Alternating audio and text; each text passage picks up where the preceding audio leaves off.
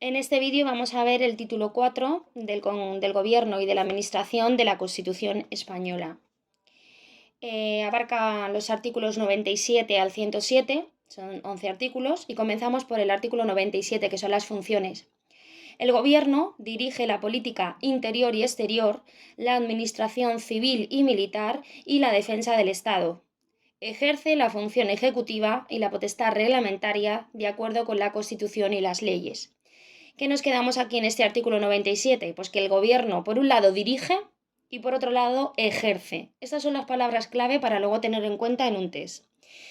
¿Qué dirige el Gobierno? Pues el Gobierno dirige la política interior y exterior, la administración y la defensa del Estado. Dirige la política interior y exterior, la administración civil y militar y la defensa del Estado. Y ejerce, otra palabra clave, ejerce la función ejecutiva y reglamentaria de acuerdo con la Constitución y las leyes, porque sabemos que la función legislativa la tienen las Cortes.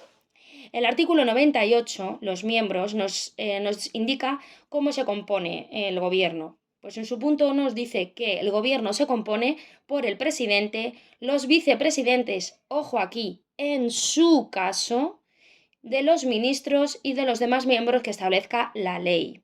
Por lo tanto, el gobierno se compone siempre de presidente y de ministros y aquellos que establezca la ley. Pero los vicepresidentes, ojo aquí, será en su caso. Puede ser que sí o puede ser que no. En su punto 2 nos dice que el presidente dirige la acción del gobierno y coordina las funciones de los demás miembros del mismo sin perjuicio de la competencia y responsabilidad directa de estos en su gestión. Los miembros del gobierno no podrán ejercer otras funciones representativas que las propias del mandato parlamentario, ni cualquier otra función que no derive de su cargo, ni actividad profesional o mercantil alguna. ¿Qué nos quedamos con este punto 3 del artículo 98? Pues que los miembros del gobierno no pueden ejercer funciones representativas, ni cualquier otra función pública que no derive de su cargo, ni actividad profesional o mercantil, pero sí podrán hacer aquellas que son propias del mandato parlamentario. ¿Vale? En su punto 4 nos dice que la ley regulará el estatuto e incompatibilidades de los miembros del gobierno. Aquí, en este título 4, voy a hacer mención ya para que se sepa para todo el título del gobierno y de la administración, solamente hay 2 artículos que nos hablan de ley orgánica. Ley orgánica vamos a mencionarla un poquito más adelante en el artículo 104, que es de las Fuerzas y Cuerpos de Seguridad del Estado, y en su artículo 107, que es Consejo de Estado. Aquí solo nos habla de ley orgánica, en esos 2 artículos. En el resto de los artículos de este título 4, cuando hable de ley, será ley, a secas, sin más. ¿Vale? Eso hay que tenerlo en cuenta para que lo recordemos para las preguntas tipo test. Seguimos con el artículo 99, la elección del presidente. Este artículo tenemos que saberlo muy bien, sobre todo por los plazos y cómo son las mayorías en la elección del presidente. Su punto 1 nos dice que después de cada renovación del Congreso de los Diputados, después de cada renovación y en los demás supuestos constitucionales en que así proceda, el rey es el que propone un candidato a la presidencia del gobierno. El rey, previa consulta con los representantes designados por los grupos políticos con representación parlamentaria y a través del presidente del Congreso, que es quien refrenda esta acción del rey, propondrá un candidato a la presidencia del gobierno. Punto 2. El candidato propuesto por el rey, conforme a lo previsto en el apartado anterior, expondrá ante el Congreso de los Diputados el programa político del gobierno que pretenda formar y solicitará la confianza de la Cámara. O sea, es el candidato quien expone ante el Congreso de los Diputados su programa y solicita la confianza de dicha Cámara, del Congreso. El punto 3. Ojo aquí con las mayorías y el plazo, etc. Punto 3. Si el Congreso de los Diputados, por el voto de la mayoría absoluta de sus miembros, otorgara su confianza a dicho candidato, pues el rey termina rápido y lo nombra presidente. Pero si no se alcanza esa mayoría, absoluta, se someterá a la misma propuesta a nueva votación 48 horas después de la anterior y la confianza se entenderá otorgada si se alcanza la mayoría simple. O sea que primero, mayoría absoluta. Si se nombra presidente, estupendo, ya está. Si no, hay que hacer una nueva votación 48 horas después de la anterior y bastará con mayoría simple. El punto 4 nos dice, si efectuadas las citadas votaciones no se otorga la confianza para la investidura, se tramitará sucesivas propuestas en la forma prevista en los apartados anteriores. Sucesivas propuestas. Y si transcurrido el plazo, porque habrá un plazo máximo, ¿cuántas propuestas vamos a hacer? Pues como máximo, podemos estar así hasta 2 meses desde la primera votación de investidura. Si en 2 meses como máximo no hemos obtenido la confianza del Congreso, pues ¿qué pasa? Pues que el rey le toca disolver ambas cámaras y convocar nuevas elecciones con el refrendo del presidente del Congreso nuevamente.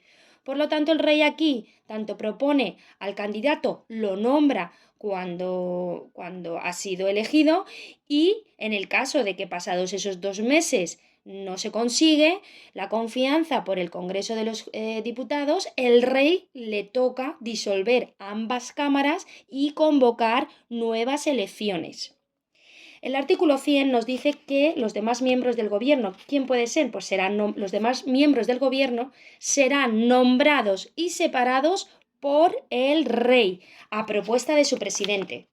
A secas, aquí es el presidente. El artículo 101, cese del gobierno. ¿El gobierno cuándo cesa?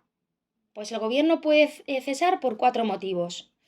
Porque tras la celebración de elecciones generales, ya se celebran las elecciones generales, por lo tanto el gobierno cesa, en los casos de pérdida de confianza parlamentaria previstos en la Constitución, o por dimisión del propio presidente o por fallecimiento del presidente. O sea, el gobierno cesa si se celebran las elecciones generales, tras la celebración, en los casos de pérdida de confianza parlamentaria, por dimisión o porque fallece. El gobierno cesante continuará en funciones hasta la toma de posesión del nuevo gobierno.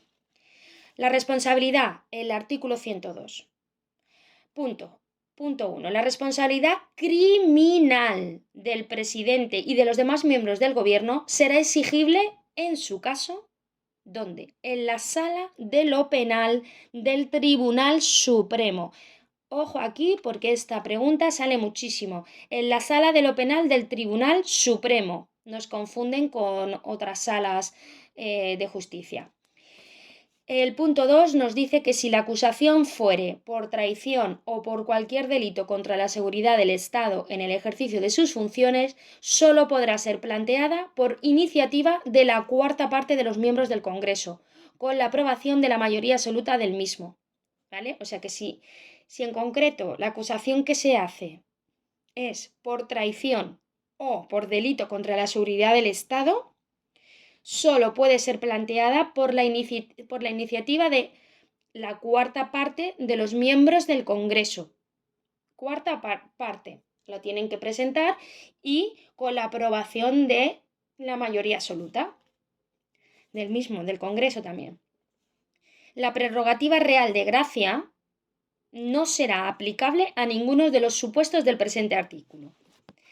El artículo 103, Administración Pública, este es un artículo pues muy de oposiciones, muy de test, muy preguntable y que sale pues prácticamente en todos los exámenes, porque los principios con los que actúa la Administración Pública pues es muy de examen. Entonces, ¿qué nos dice su punto 1? Nos dice su punto 1 que la Administración Pública sirve. ¿Cómo sirve? Pues sirve con objetividad, es objetiva los intereses generales y actúa de acuerdo con los principios de eficacia, jerarquía, descentralización, desconcentración y coordinación con sometimiento pleno a la ley y al derecho.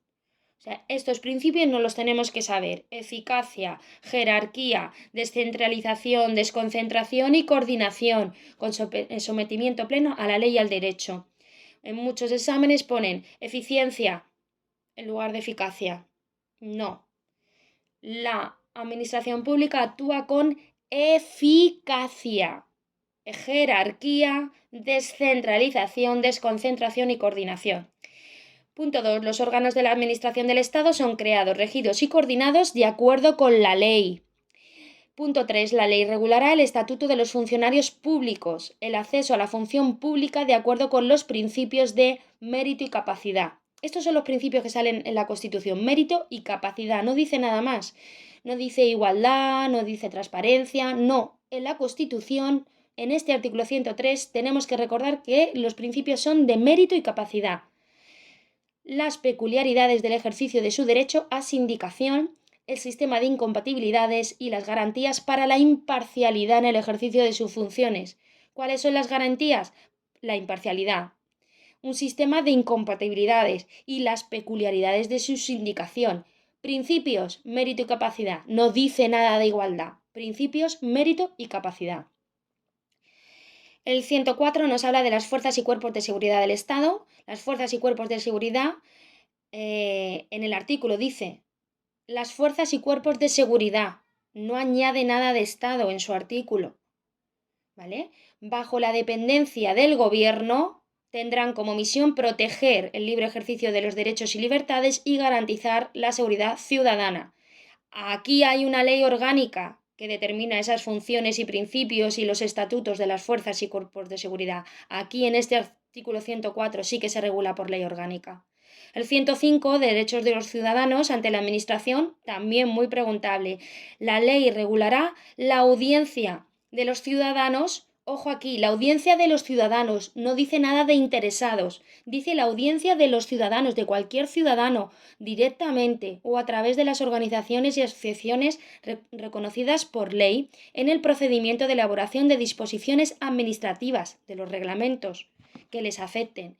El punto B nos dice que el acceso de los ciudadanos a los archivos y registros administrativos, salvo cuando en los que afecta a la seguridad y defensa del Estado, en la averiguación de los delitos y la intimidad de las personas, y C, el procedimiento a través del cual deben producirse los actos administrativos, garantizando cuando proceda la audiencia, aquí sí, del interesado. En su apartado C sí que se garantiza la audiencia del interesado en los procedimientos, pero en el punto A es la audiencia de los ciudadanos en la elaboración de las disposiciones administrativas. El artículo 106 nos habla del control judicial y responsabilidad.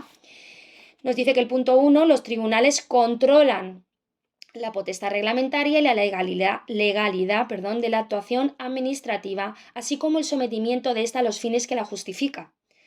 Los particulares, en los términos establecidos por la ley, aquí está la responsabilidad patrimonial, aunque no viene detallado así, tendrán derecho a ser indemnizados por toda lesión que sufran en cualquiera de sus bienes y derechos, salvo en los casos de fuerza mayor, siempre que la lesión sea consecuencia del funcionamiento de los servicios públicos. Aquí hay que tener en cuenta que no dice nada del funcionamiento de anormal o normal, como en la Ley 40 sí que viene indicado. Aquí dice que serán indemnizados por toda lesión que sufran en cualquiera de sus bienes y derechos, cualquiera, salvo en los casos de fuerza mayor y siempre que la consecuencia sea del funcionamiento de los servicios públicos. Y punto, no dice nada más. Y por último, el artículo 107 nos habla del Consejo de Estado. El Consejo de Estado se regula también con una ley orgánica. Son los dos artículos que hemos visto, el 104 y el 107, Consejo de Estado, por ley orgánica. El Consejo de Estado es el supremo órgano consultivo del Gobierno. ¿Vale? Es un supremo órgano consultivo del Gobierno y una ley orgánica regulará su composición y competencia. Y hasta aquí este título 4 de la Constitución, que si le damos varias vueltas seguro que nos quedan claros los conceptos clave.